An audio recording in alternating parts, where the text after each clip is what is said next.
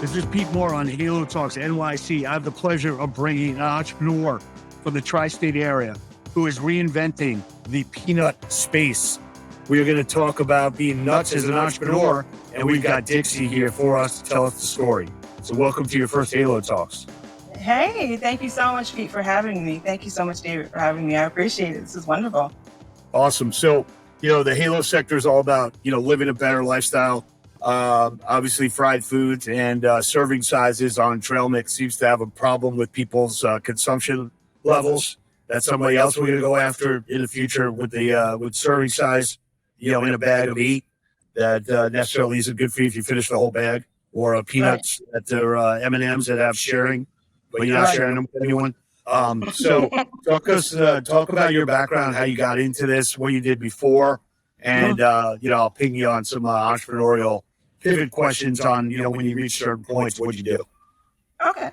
So my name is Dixie Grace, and I'm a native New Yorker, born and raised in New York City, though I did have a stint in California where I did a little pageant modeling and stuff.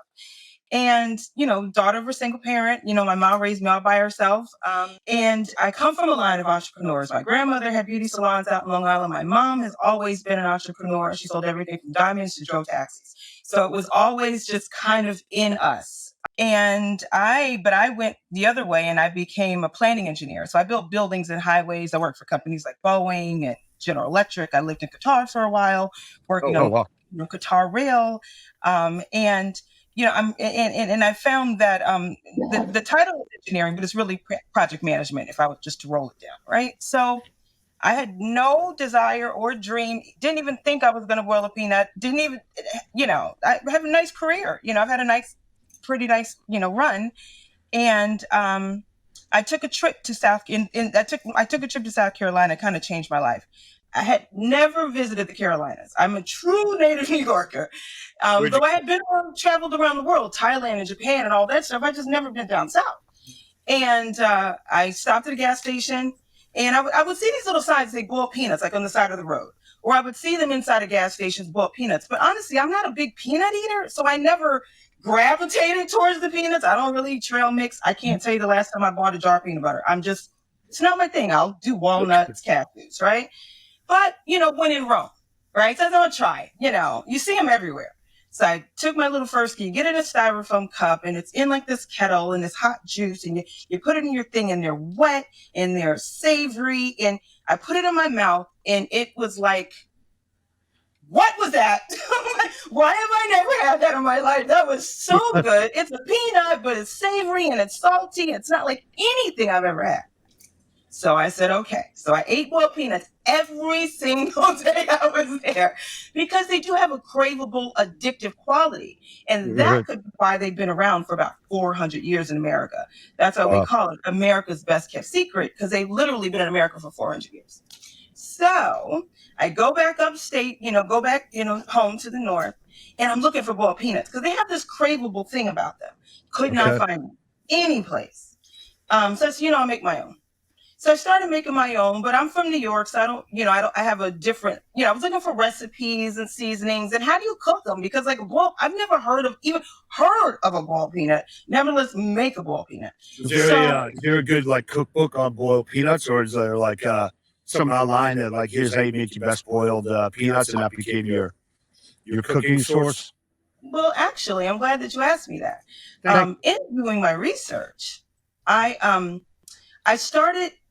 It just started getting really interesting, right? So I'm in being an engineer by trade, I'm kind of trying to connect all the dots. So I'm looking at this recipe over here and looking at that recipe and looking how they cooked, and I'm looking at for some reason, I just became enthralled in this world of, I want to know more about this product. So I studied everybody's cooking method. I studied everybody's recipe from international recipes to American recipes, because believe it or not, the boiling of peanuts is much like soccer, very popular around the world, not so much in America, right? So soccer's getting much more interesting now that we got just like the boiled peanuts is about to get much more interesting. It's like a messy Dixie resurgence, I guess. I think so. Yeah. Okay. Cool. So what I did was after researching everybody's recipes and seasonings and stuff, I kind of put it all together and created my own artisanal cooking process. I found my own seasoning. So it's not a Cajun flavor, it's a New York twist. But I'm a New Yorker, I'm not from the South. So I put my own little twist on things. And I said, you know what? If I like them this much, somebody else is going to like these things, right? Mm-hmm. So I said, you know what? It's springtime. How am I going to, I am an engineer by trade. Never in my life have I thought to set up a tent at a farmer's market. Never crossed my mind. You're still working full time? We still working full time while you were doing this? Yeah, I was working full time, and I was giving everybody in my apartment building indigestion because I was making them all taste that all my rejects, right? So I said, you know what? I think this is a good idea, right?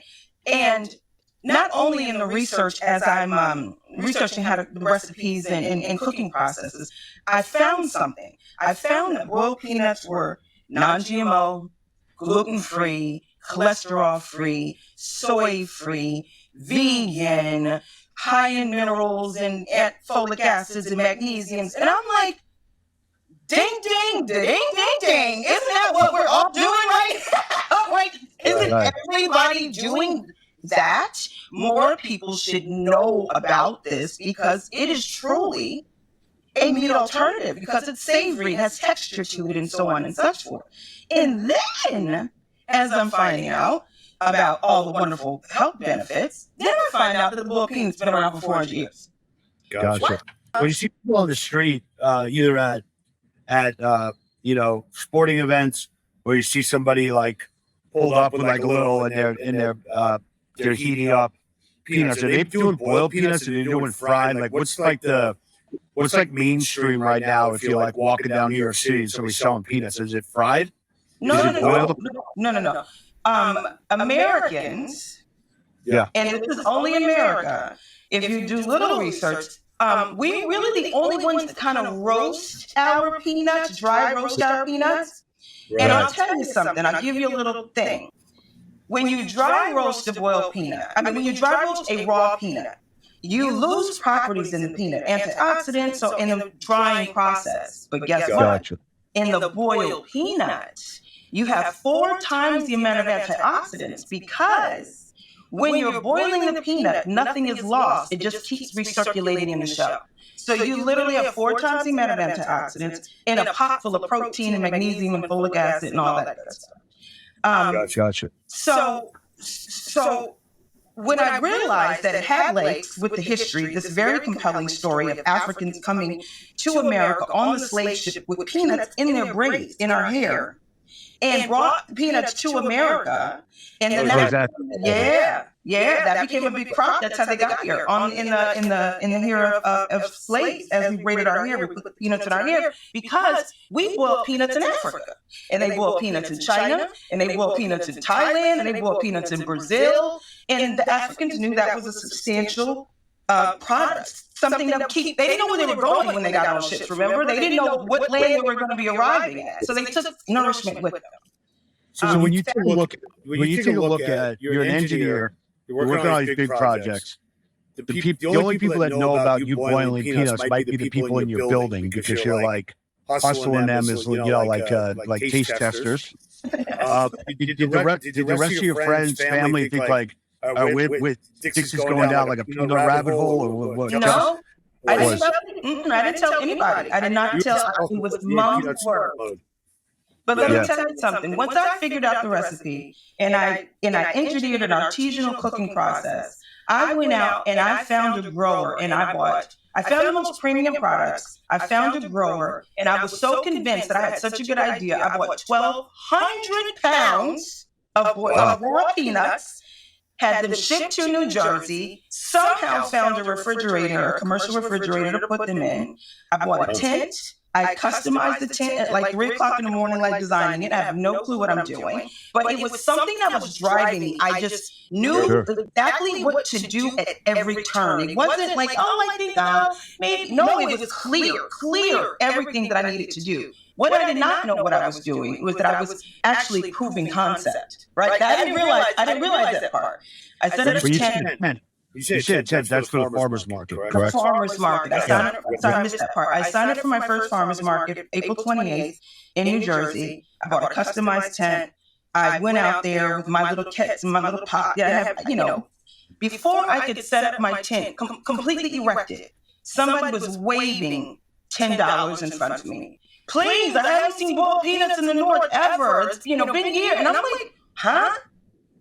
I sold out in 2 hours at a farmer's market in the middle of New Jersey. 2 hours. No. The first farmer's market batch. No, but I sold in 5 months.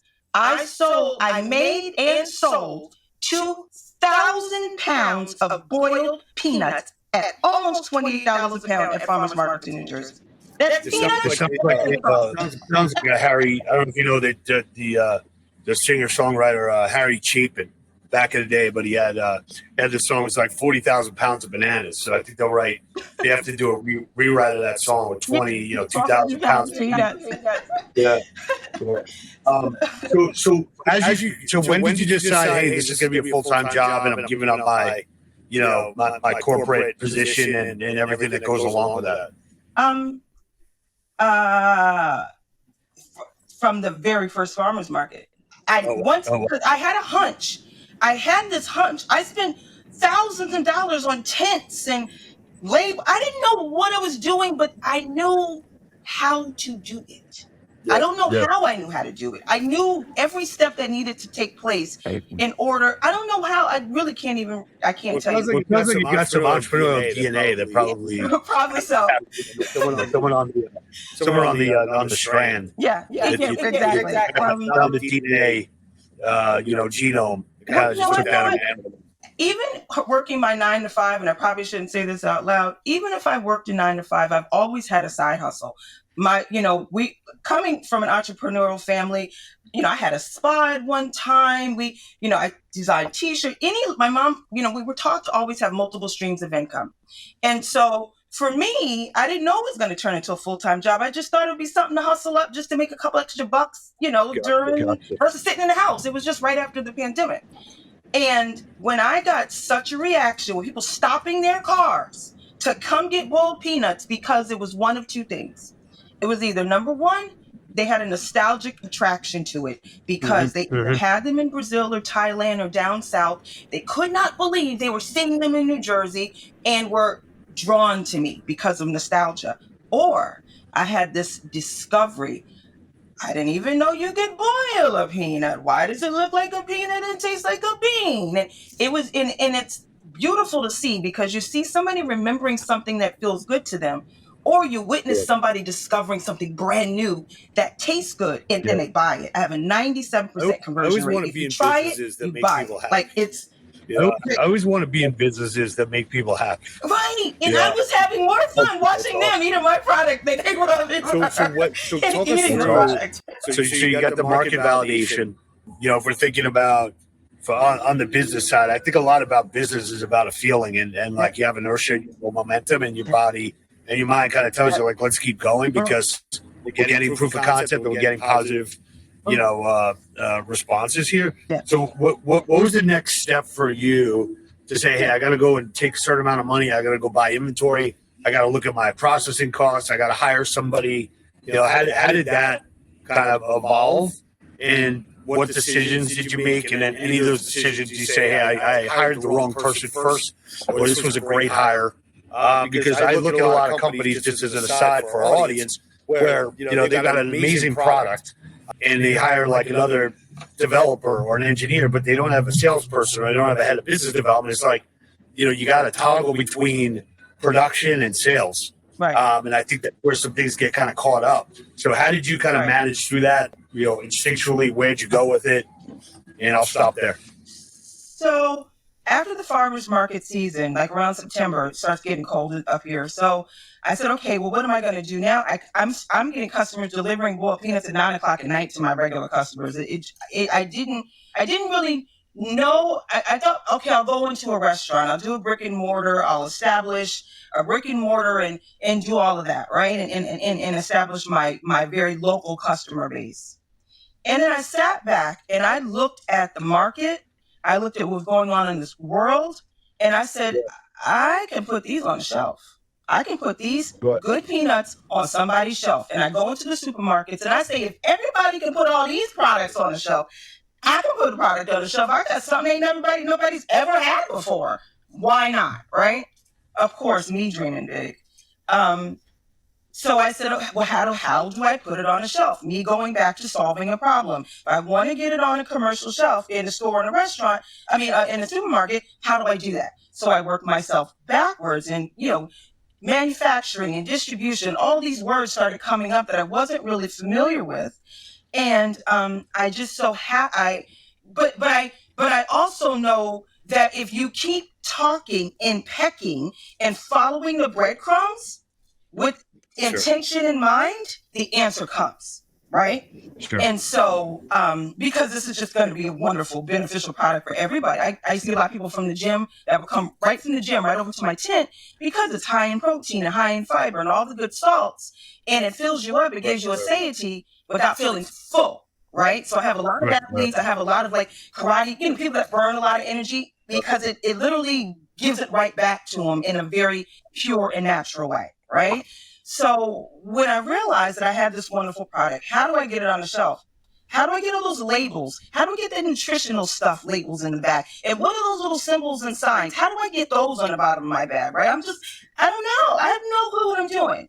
So I started asking questions, but I'm smart. I'm not dumb. I'll figure it out, right? One thing I know is I'll figure it out. I'm asking everybody. And I found that if you speak with people with sincerity and humbly, and you apologize for your ignorance in advance.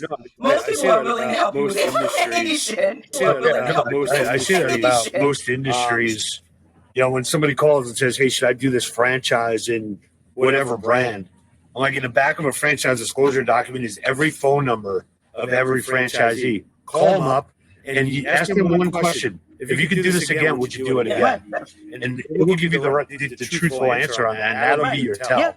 And I do think that you can get a lot of information out of people if, look, every entrepreneur wants to help another entrepreneur, because they feel like, I've been through this movie before. Let me try and keep somebody else out of, some of the issues that I created for myself. For sure. Right. So I agree. Yeah. But I still didn't know how I was going to, still asking all the questions, I came to the conclusion that I need to get somebody to actually manufacture the product, because I cooking it in one store in one restaurant is never going to work. Right. So I found my way to Cornell, right? The Cornell's Food Innovation Center.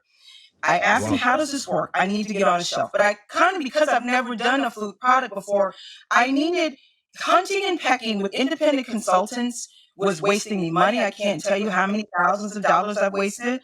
Next question: did you go to Cornell? Were you an alumni there, or you just went there? No. I found that they had a program. I called a food scientist, right?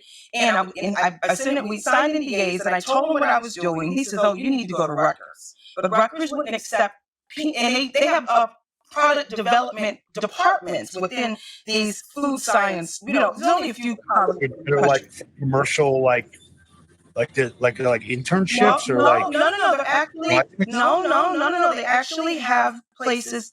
I'll speak for Cornell for myself, where you actually get a pilot production plant, right? And they help you figure out how to scale and optimize your product and your certifications and your shelf life. You pay for that? Of course. You pay for that? Oh yeah, you pay for it.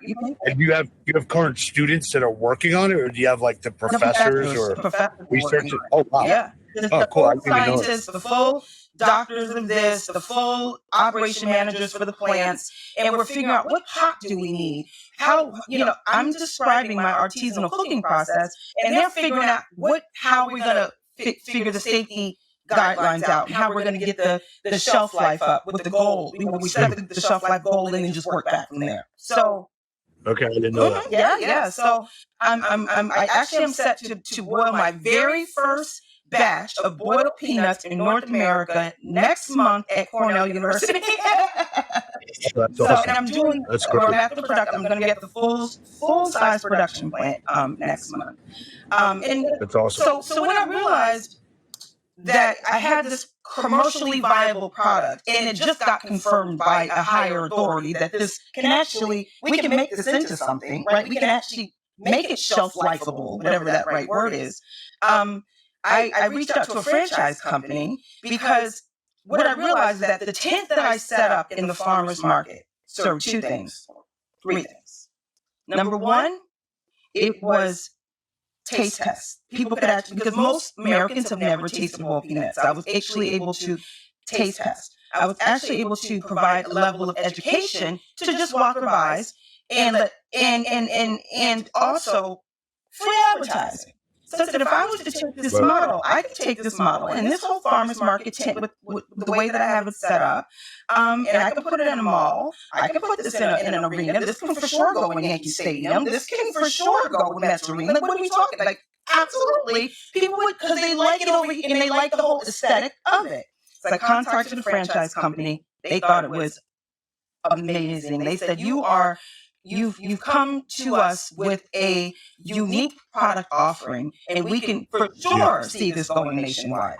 So they developed a plan to franchise Dixie Grace's boiled peanuts. But at the very core level of it is community, right? Because that farmer's market sits in the middle of my neighborhood, and those customers were my neighbors. Right? Sure. And they were eating off my table as far as I was concerned. Right? And I was at a farm. My table was always full. Everybody wants to know about a boiled peanut. It's a beautiful thing to see. We're actually going to record it. And I had an older black couple come over to me. They were at the same farmer's market and they had no buyers. The lady comes over to me. She says, "What are you selling over here?" And I said, "Boiled peanuts." And I'm thinking she'd heard of these things before. She's an older Black American woman, never heard of them. She's Native American like me, never heard of a boiled peanut, right? So she said, "Do you think we could take your tent, her and her husband, and go to the county fair with it and make some money?" And I said, "Oh my God, what we're going to do is boiled peanut carts, like in the hot dog cart in New York City, where you get a boiled peanut cart, you take it to the farmer's market, you take it to the concert, you take it wherever and what it does is that I call it actually accessible franchising, because the entry barrier is low and the buy-in barrier is low, right? So you come in, you'll take, even if you just worked it on the weekends, that extra $500 or $600 can make all the difference in a family, right? You are in the community, you're keeping the dollar circulating in the community, and you're making money for your family in a very honest and fun and legal way, right? So did you end up actually setting up a franchise document, or are you like reselling? Are you wholesaling it to people and they're going out and doing that? Well, we're actually still in our very beginning stages, right? So I'm doing my very first commercial batch at Cornell next week. That still has to be optimized, right? We still got to scale that. And funding and all these things need to come in, right? So I'm in the pre-seed stage. I've kind of bootstrapped this whole thing to this point, the whole point, bootstrap this whole thing. And I'm at the pre-seed stage. I said, okay, how am I going to raise money to take this national? I don't have a lot of family. I don't really even have a lot of friends. I've been working from one business company to the next company every 2 years. So I didn't really set roots. I was in, Seattle for 1 year and then moved to Georgia or moved to, Qatar for another. So I didn't set roots. And I said, well, the only way I could think of raising money is to do like a crowdfund or a private placement. So I set up the company, jumped on WeFunder, ran into a gentleman by the name of Mike Curry, who's a branding specialist in brand management, and he introduced me to Alex Bayer, who's raises money on WeFunder. We got talking, and raising the money on WeFunder, seems to be the way to go. I'm looking to put my flag in the sand, and because I don't really have any competition. There's nobody else out there competing with me necessarily for the boiled peanut, right? There is one guy, but he's been in business for a very long time, and they're available below the Mason-Dixon line. But my goal is to capture all of the population capture all the states above the Mason-Dixon line. So I have New York, Midwest, and the West. So we look to go to California. What are you raising? What are you raising on the Wheat Fund? Or how much? We're literally launching it October. We're launching the Wheat Fund in October. Okay, We have pitch, but this part is the funny part, right? This pre-seed money before you launch is the stickiest part that I've experienced, right? Because the friends know me as being an engineer. They don't know me for boiling peanuts, right? So that's the weirdest question to talk to somebody, because now a year later, and I'm still 100% at it, like gangbusters. And they're like, "Are you still boiling peanuts?" And it's a odd conversation to have, because I think they think I'm losing. Even my mom is like, "You left your 6-figure job to boil peanuts." I said, "This is gonna all come out in the wash. Don't you worry about it." Yeah, good for you. Let me go through a lightning round with you, so we get to know you better.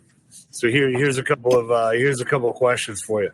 So on the exercise side, are you a morning or nighttime workout person? First thing in the morning, hot yoga, 5:36 a.m. Awesome. As an entrepreneur, you probably need a little comic relief every once in a while, but are you a comedy or a drama person? I am a comedy person. Awesome. So you're running your own business now. You got OCD, or do you try and let things flow? Both. I know Both. Okay. I know how to, color in the lines and out the lines. Right. I got you. I'm colorblind, but I get it. Value or growth? Value or growth? Put that in a sentence. What is it? How do I compare the two? Did you want to a lot of entrepreneurs, they say, "Hey, look, I'm going to generate as much revenue as I can, maybe regardless of what the profits are, because I know that once I get to a certain scale, like I'll figure out how to make money." Versus value is like, "Look, I'm going to make sure that every farmer's market is profitable. I'm not going to grow quicker than I feel like I can manage on my own." It's two different philosophies, really. Like a private equity, like I don't want to take a lot of risk and grow the business, and then I don't have supply. Right. But also having a lot of revenue might be interesting to investors. Some value people might say, "Hey, look, I'd rather you stay in New Jersey for a year." So it's more of a mindset than it is necessarily a descriptor. Right. Well, you know what?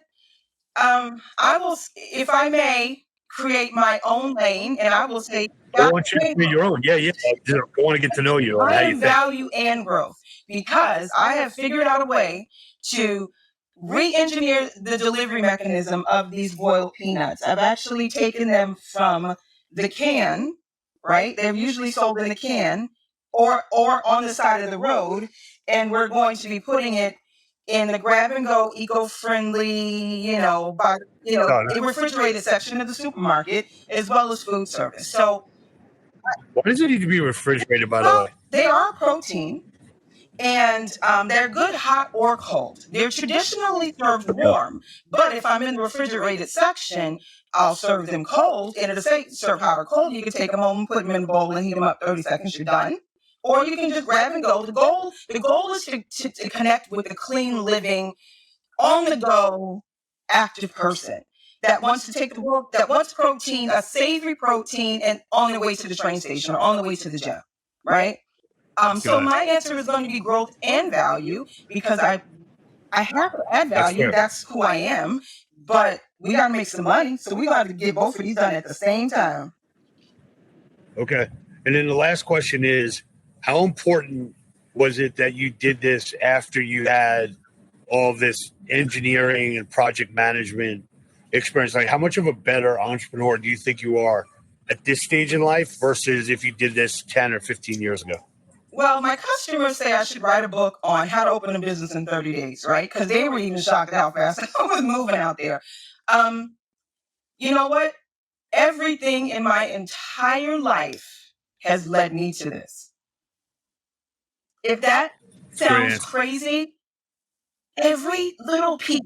I don't think it sounds crazy at all. I mean, I think people find their passion and you kind of fall into it in like circuitous ways, it's right? Like, everything when I worked, I worked on Wall Street. So I'm, and I worked here and I worked in advertising, and every little bit. And, and sometimes, the first half of our life was challenging. So, sometimes So, whatever little things we needed to do, all those little ticky things lead me to something right here that required no extra thought.